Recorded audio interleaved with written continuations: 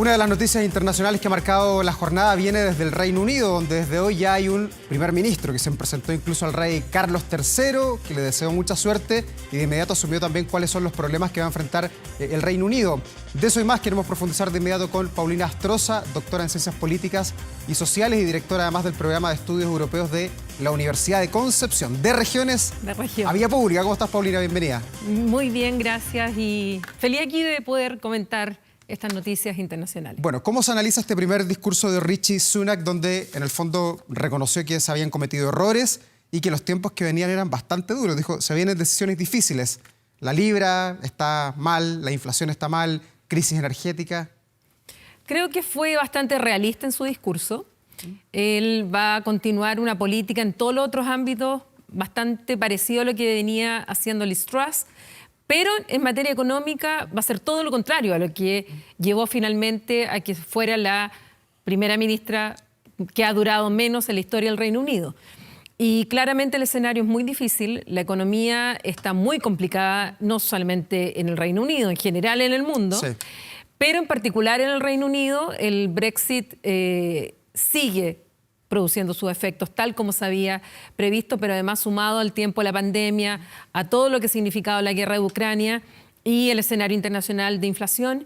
Y esto ha pegado muy fuerte al Reino Unido, lo que implica ahora que, a diferencia de Liz Truss, él va a, incluso está la posibilidad de aumentar los impuestos, van a tener que ajustarse el cinturón, vienen medidas de austeridad, la deuda pública está muy alta, la inflación está muy alta y esto indudablemente estuvo detrás del discurso de Sunak hoy día. Ya, ¿y tú percibes que el apoyo que le han entregado sus colegas conservadores es real? Porque en algún minuto se le acusó a él de ser un traidor, de abandonar el gobierno de Boris Johnson y dejarlo prácticamente caer. Hoy día vemos a Boris Johnson que le entrega parabienes a través de las redes sociales. ¿Es sincero aquello o no? Mira, yo creo que el Partido Conservador, que es el partido más antiguo del mundo, está en un declive y en una descomposición tremenda. O sea, pensemos que solo este año llevan 3 primeros ministros. Sí. En el último tiempo llevan 5 primeros ministros y, por lo tanto, 4 ministros de Economía, por ejemplo, lo que está indicando que, y teniendo mayoría absoluta en la Cámara de los Comunes, o sea, tampoco puede echarle la culpa a que están en gobierno minoritario o que han tenido una oposición muy dura. Es sencillamente lo que viene dentro del Partido Conservador, que hay varias alas, hay varias divisiones que tienen una guerra destemplada hace mucho tiempo y que hoy día, bueno, aparece Sunak como la alternativa, pero porque por un lado no se consiguieron las firmas de Penny Mordaunt, por un lado. Por otro lado, Boris Johnson, que si bien decide tener las firmas, bueno, todavía tiene pendiente un juicio por haber mentido en la Cámara de los Comunes. Entonces, bueno, aparece este ministro de Economía que había por lo menos salvado la economía en el primer tiempo de la pandemia y que hoy día se le entrega esta confianza, pero hay que ver cuánto dura la confianza y cuánto realmente el Partido Conservador va a lograr superar sus diferencias. Paulina, y en todo esto, ¿cuánto importa la voz del pueblo, la voz de los británicos? Porque los laboristas dicen, bueno, a este señor nadie lo eligió, este señor fue elegido por los votos de sus compañeros. Quizás esa no legitimidad del pueblo británico le puede jugar en contra en este año y un poquito más que le queda de mandato a los conservadores. Más que la legitimidad en ese sentido, porque la verdad es que el sistema parlamentario no tenemos que funcionar con las mismas reglas que tenemos nosotros en un sistema presidencial, claro, o presidencialista. Liz Truss tampoco había sido elegida directamente en las urnas, tampoco Boris Johnson la primera vez. Solo ocurrió cuando él adelantó las elecciones, el 2019, y logró la mayoría absoluta. Por lo tanto, esto en un sistema parlamentario suele ocurrir. Italia pasa lo mismo, salvo con Giorgia Meloni ahora. Pero lo que sí puede complicar mucho es que efectivamente quien mantiene la mayoría en la Cámara de los Comunes y por lo tanto el derecho a que su líder sea primer ministro son los conservadores. Pero los conservadores hoy día, dadas las encuestas, están teniendo incluso 30, 36 puntos de diferencia el Partido Laborista sobre el Partido Conservador. Por otro lado, quienes deciden quién es el líder, finalmente, o esta vez no hubo elección, pero con Liz Truss son 160.000 militantes conservadores que deciden quién es el líder del partido, claro, y por ende primer ministro. Entonces, el sistema ha funcionado así. Sin embargo, lo que sí lo puede complicar es la situación económica. es la inflación. Hoy día, claramente, la caída de la libra afectó muchísimo. Este tiempo, con estas medidas de recorte que hizo Liz Truss, arrancaron muchos inversionistas. Insisto en que el Brexit está produciendo los efectos que siempre se dijo que iba a producir y que muchos se negaron. Entonces, esa situación económica está produciendo hoy día, ya hay paros de sindicatos, hay anuncios de que los académicos, de que en distintos rubros se van a ir a paro. Esa presión puede llevar finalmente a que los conservadores llamen a elecciones anticipadas. Pero las elecciones anticipadas hoy día sería un suicidio político. Claro. O sea, ganan los laboristas, sí o sí. Pero por lejos, o sea, sería tal el descalabro que se calcula que, según algunas encuestas, podrían llegar a tener 22 parlamentarios este partido, o sea, casi la desaparición del Partido Conservador. Entonces, mientras ellos no tengan la presión de la calle, obviamente no van a llamar a elecciones anticipadas. Pero de eso va a depender el manejo de la economía, y el manejo de la economía va a ser medidas de austeridad, y cuánto la gente va a aguantar, es ahí donde se le va a complicar el escenario. Y en una sociedad tan tradicional como la británica, ¿le puede faltar muñeca política a alguien que aparece como un primer ministro muy joven, tiene 42 años, que no tiene raíces británicas, y de alguna manera a los británicos no les gusta mucho que los no británicos estén al mando del país? Miren, eso ha cambiado bastante el Reino Unido. Creo que incluso el Partido Conservador ya ha tenido a varias figuras en distintos cargos que pertenecen a minorías étnicas dentro del Reino Unido, incluso más que el Partido Laborista, lo que es a veces un contrasentido. Creo que en esto él tiene un manejo. Hablemos un poco de su origen. Efectivamente, él nace y se cría en el Reino Unido, pero tanto su padre como su madre son de India. Él es de religión hindú. Él estudió en Oxford, estuvo también en Stanford, en Estados Unidos, banquero, trabajó en Goldman Sachs hasta que pasa a ser diputado. Fue un buen ministro de Economía o ministro del Tesoro. La muñeca política yo creo que va a depender más que de él. Bueno, la ministra del Interior que acaba de nombrar, que es muy cercana a Liz Truss, nombró un gabinete de inclusión, no de exclusión, como lo hizo en su momento Boris Johnson, sobre todo. Y ahí ya está demostrando un poco habilidad respecto a cómo manejar el Partido Conservador. Pero ahora vamos a ver, porque House of Cards, la original, sí, no la de Estados Unidos, habla mucho ya de cómo el Partido Conservador puede ser tan autodestructivo y veremos si lo dejan gobernar. Paulina, pero una de las cosas que se ha destacado hoy día en la prensa internacional es que es millonario. Dicen que tiene más, incluso primera vez que un primer ministro que está en Downing Street tiene más dinero que los que están en el Palacio de Buckingham, más que la realeza. Así es. ¿Lo puede perjudicar eso de alguna manera en que los británicos sientan que no se está poniendo él en sus zapatos, en sus problemas, en sus dolores? Mira, hay dos cosas que a él se le critican justamente por lo mismo. Por un lado, él ya tuvo un problema porque si bien él es millonario... Tiene 830 millones de dólares de patrimonio. Mucho. Quien tiene mucho más dinero es su señora. Sí. Su señora, que también es... ella nació en India y ella es hija de uno de los cofundadores de una de las tecnológicas más importantes del Reino Unido, de India. Ella es la multimillonaria y ella, durante un tiempo, incluso cuando él era ministro, ella su residencia la tenía en India, por lo tanto no estaba pagando impuestos en el Reino Unido. Y eso fue un problema y una polémica grave que tuvo en su momento Rishi Sunak. Como ministro. Como ministro. Y finalmente, bueno, ella tiene su residencia y paga los impuestos. Hay dos cosas que él le juegan un poco en contra. Primero, efectivamente, eso que se le critica de que él está muy lejano a lo que significa la vida corriente de los británicos, que le está costando llegar a fin de mes, que hay escuelas que hoy día van a tener, en este invierno, van a tener que elegir o entre despedir a personal o encender la estufa, la calefacción, porque el tema energético viene muy complicado. El sistema de salud está en déficit hace mucho tiempo y viene, entonces muchos dicen cuánto realmente él va a sentir lo que siente el británico común y corriente. Se le critican, por ejemplo, sus zapatos marca Prada. Entonces, por un lado se ve como ese perfil alejado de la realidad y por otro es que él, en la elección anterior con Liz Truss, él ganó los votos de los diputados conservadores. Pero cuando se fue a la elección final de los militantes, que son cerca de 170.000, ganó ella por lejos. Ya. Entonces también se dice tiene el apoyo de los diputados, pero tampoco de la militancia conservadora.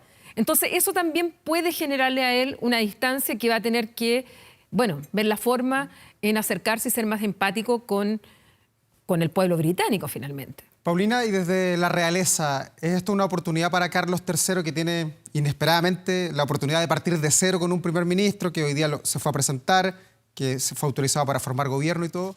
¿Es bueno esto para Carlos III quizás cómo se barajó el naipe o no? Mira, la verdad es que el rol de la realeza es un rol de árbitro. Generalmente no intervienen en política, no dan ninguna señal de política o algún gesto. Esa era la reina Isabel, a lo mejor Carlos III tiene otra doctrina. No, pero en general las monarquías constitucionales son así. El rol es bastante representativo y no tienen este rol de gobierno que tienen otros sistemas, como el sistema francés, por ejemplo, que el jefe de Estado sí tiene un rol de gobierno tal como el primer ministro. En estos casos no, pero evidentemente es un desafío para el rey Carlos III hoy día, pero más que este gobierno, la situación general del Reino Unido. Porque además están los problemas con Escocia, están los problemas con el norte de Irlanda, están los problemas con la Unión Europea, porque todavía están negociando, todavía tienen el problema, el protocolo de las dos Irlandas. En el norte de Irlanda ganó el Sinn Féin que está pidiendo un referéndum para pensar incluso en la unificación con la República de Irlanda. En Escocia, donde vemos además que el año 2014 votaron por no salirse del Reino Unido porque querían seguir siendo parte de la Unión Europea y después terminaron siendo arrastrados y saliendo de la Unión Europea, y la ministra principal, Nicola Sturgeon, ha pedido un segundo referéndum. Incluso está forzando un segundo referéndum con un recurso ante los tribunales, porque ya Boris Johnson le había dicho no hay autorización por parte de Westminster, no se le va a dar esto, pero si la situación se sigue complicando, hay muchos escoceses que prefieren salirse realmente del Reino Unido y pedir la adhesión a la Unión Europea. Y ahí podría tener un problema que no está en el mapa hoy día. O sea, la inflación es el primer problema, el económico. El económico. Claro. A ver, tiene dos grandes desafíos. Uno, el económico, sin duda. La libra hoy día vale por ahí con el dólar y siempre estuvo muy arriba. Sí, sin es un duda. problema. Y cayó en el tiempo de Liz Truss. Realmente sí. fue tremendo. Sí. Tiene el tema económico, ya hablamos todo esto de la inflación Sí. y de lo que se viene. En segundo lugar, sobre todo tiene el tema de la unidad del Partido Conservador. O sea, es fundamental. Para poder enfrentar esto es cómo va a gestionar estas distintas alas. ¿Qué va a pasar con Boris Johnson? Boris Johnson, cuando el domingo decide no ir, dice, no es el momento por ahora. O sea, no está diciendo que nunca más. Él sigue siendo diputado. Entonces, ver cómo se va a manejar esas fuerzas al interior, y lo otro siguen siendo los órdagos que tiene con Escocia, con el norte de Irlanda, con la Unión Europea y sobre todo con el protocolo de Irlanda, de las dos Irlandas, y el tema migratorio, que ese es otro tema muy importante y que él ha dado señales de continuar una política fuerte en materia migratoria como la que venía venía desde los gobiernos conservadores anteriores. ¿Y cómo podríamos leer él pensando que Rishi Sunak se declara admirador de Margaret Thatcher, que le gustan los estados pequeños, con pocos impuestos? ¿Puede aplicar esa receta en este año y tanto que le queda de mando? Si es que resiste. Sí, mira, la verdad es que él es bastante pragmático también. Es cierto, él admira a Margaret Thatcher, fue de los primeros que dijo que estaba de acuerdo con el Brexit, pero sin embargo, cuando él estuvo como ministro del Tesoro con Boris Johnson para la pandemia, él mismo fue el que implementó este plan de ayudas a las personas para enfrentar la pandemia. E incluso eso llevó a que muchos conservadores le quitaran el apoyo a Boris Johnson porque decían que esas eran más políticas laboristas que políticas típicamente conservadoras y más aún políticas thatcheristas, cuando el Estado está entregando muchos beneficios sociales. Él sabe muy bien que no puede hacer una rebaja de impuestos como las que pretendía Liz Truss, quien también se manifestaba y se manifiesta admiradora de Thatcher, pero estaba planteando así absolutamente en seco lo que es Margaret Thatcher. En cambio, él no. Él está planteando hoy día que no se pueden rebajar impuestos y que incluso los pueda subir. Por lo tanto, en ese sentido, podrán admirar mucho a Margaret Thatcher, pero hoy día ya los mercados, y eso es lo increíble, no fue el pueblo, no fueron los británicos en las calles, fueron los mercados los que hicieron caer a Liz Truss.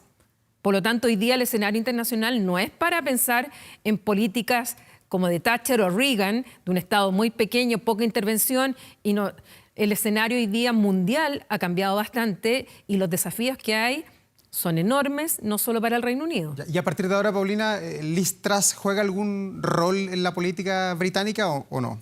Muchos de sus cercanos, incluso su mejor amiga, hoy día va a formar parte del gobierno de Rishi Sunak.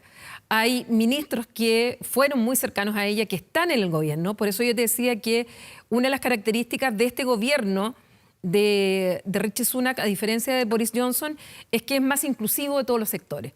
Y ahí, evidentemente, Liz Truss tiene a sus más cercanos, pero Liz Truss nunca ha sido una gran líder dentro del Partido Conservador. O sea, por las circunstancias como cayó Boris Johnson en su momento y las elecciones como se fueron dando, bueno, finalmente ella fue la elegida.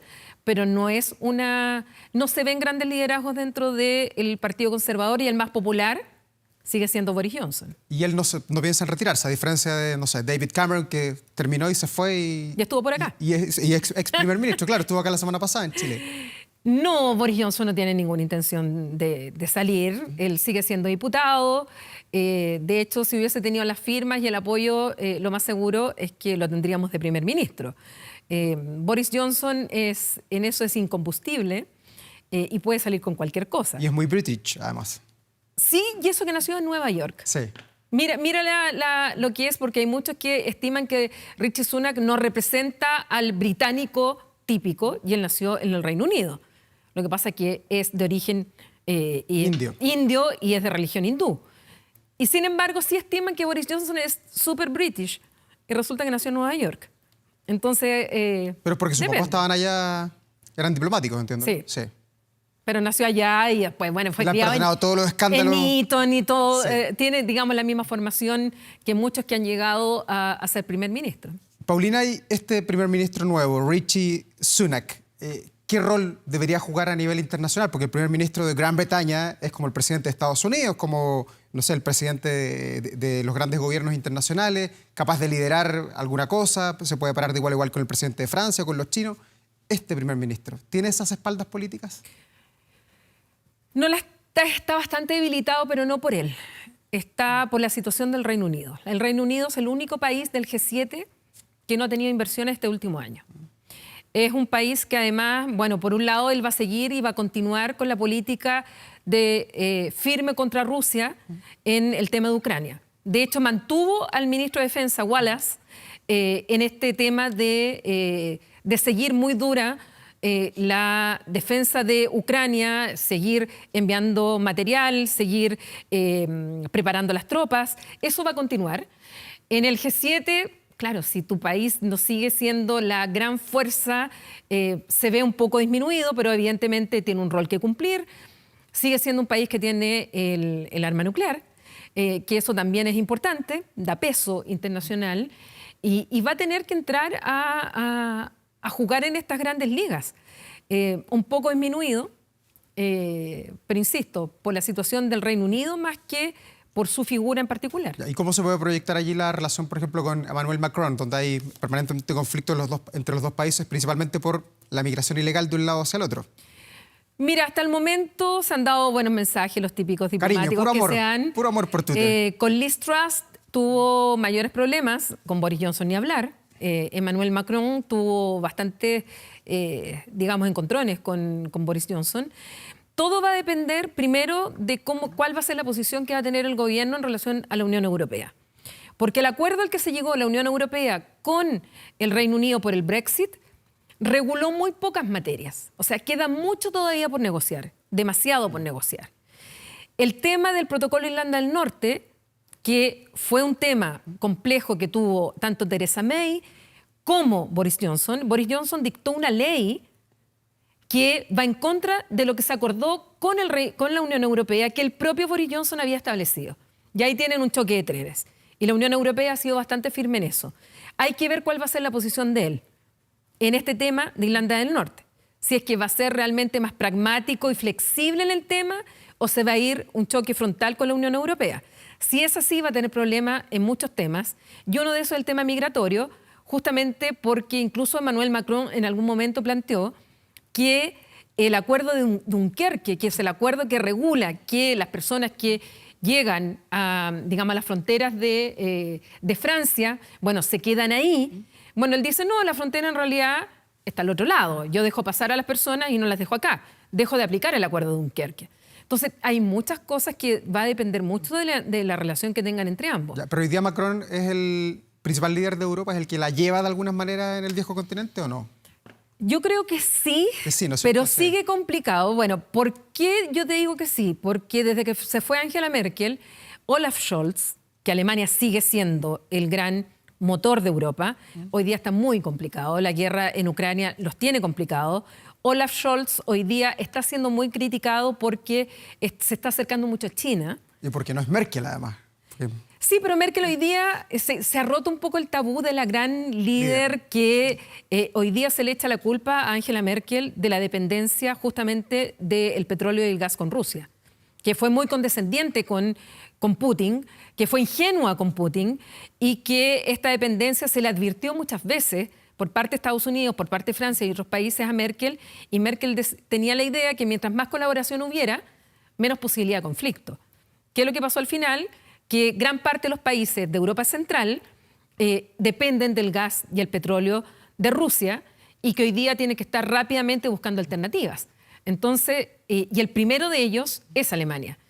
Ahora, además, se le está criticando a Olaf Scholz que viajar a China, que incluso quiere vender, no sé si es un puerto o parte de un puerto a los chinos, y eso se le está diciendo que no se vuelva a cometer el error que se tuvo de depender de Rusia, ahora que se empieza a depender de China. Entonces, la relación entre Emmanuel Macron y Olaf Scholz no está siendo muy buena.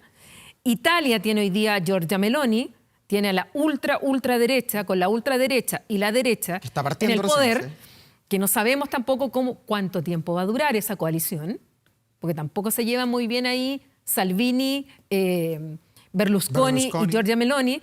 No se sabe, y es muy importante también Italia. Por otro lado, la Unión Europea el próximo año, en mayo, tiene la elección de sus nuevas autoridades. Ahí también va a ver cómo queda el Parlamento Europeo, cuáles son las nuevas autoridades también de la Unión Europea. Entonces, el escenario de aquí al 2023 viene bastante complejo en Europa. Está entretenido todo, no solamente en Inglaterra. Muchas gracias, Paulina, por estar aquí esta noche. No, gracias a ti.